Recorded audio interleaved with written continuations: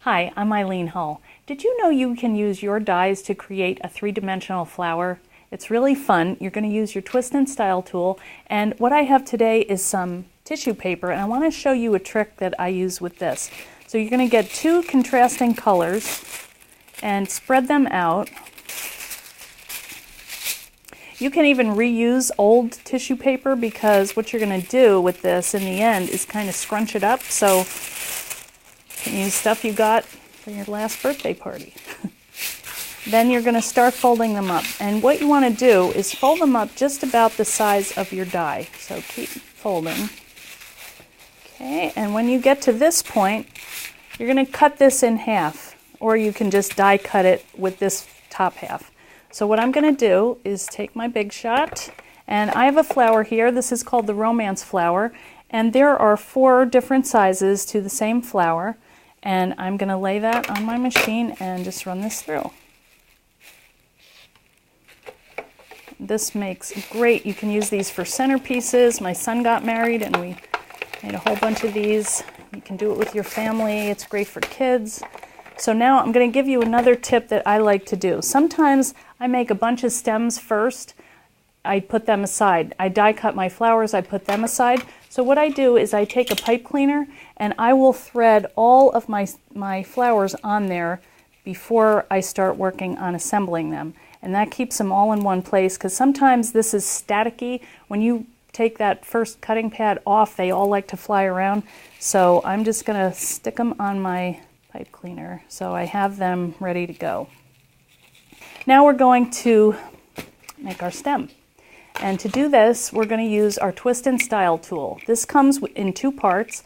This first piece here is the anchor piece, and this is really handy because this gives you a third hand. You need 2 hands to crank this tool, so this gives you a place to anchor your wire. So what I'm going to do is place that down and then lock it. Now I'm going to cut a piece of wire. I like to use about a 22 gauge wire, and I find that that is nice and strong enough and will support any material that I want to cut. Maybe I want to make a matboard flower that's a little sturdier, so I want to have something strong enough. But you could use other gauges if you like that better. And you'll notice that this wire here is kinked, but don't worry, once we put it through the machine, it's going to be fine and it will straighten out. Now what I'm going to do is put one of these beads or pearls, you can put whatever you like, in the center. That will be the center of your flower. So I've used a pearl here. There are buttons you can use. I'm going to go with another pearl. There we go. And what I'm going to do is thread that right up into the middle of this wire. And I like to cut these a little bit longer than I think I might need, and that way if I need to cut it down I can do that, but it's hard to add length. So what I'm going to do is take my pearl and I'm going to place that right on the top of that nail. And then I'm going to take the hook end of my wire, of my tool, and wrap it around the wire. It's important to wrap it around itself, not around the hook of the tool, because that will mess it up. So don't do that. And just wrap it around a couple times to secure it.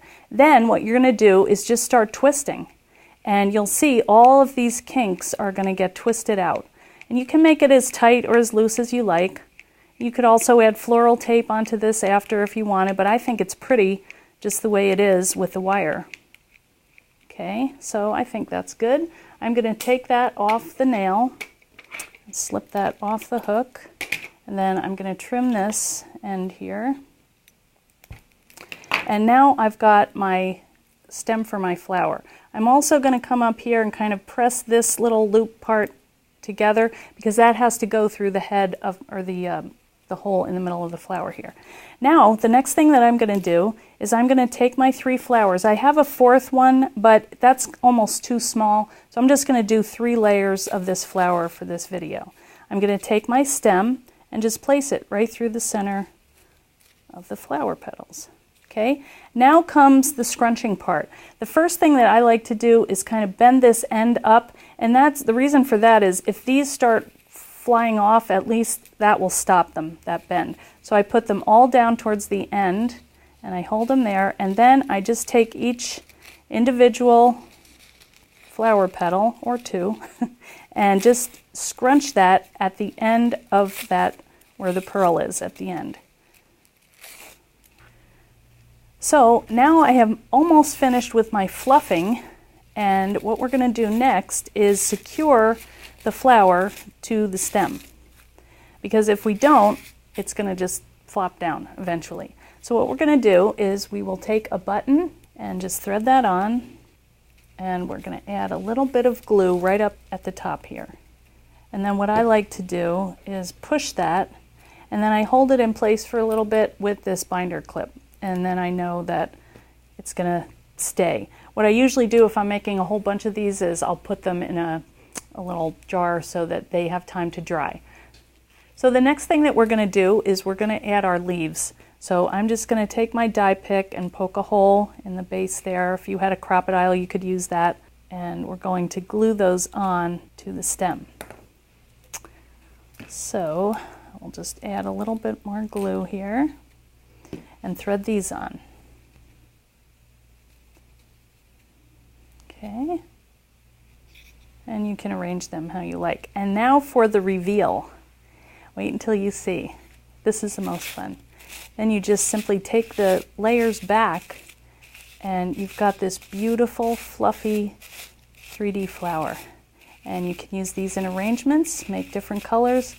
You can make them out of coffee filters. You can make this out of fabric, felt, paper, whatever you like, and it really dresses up your table, your cards, or whatever else you're making.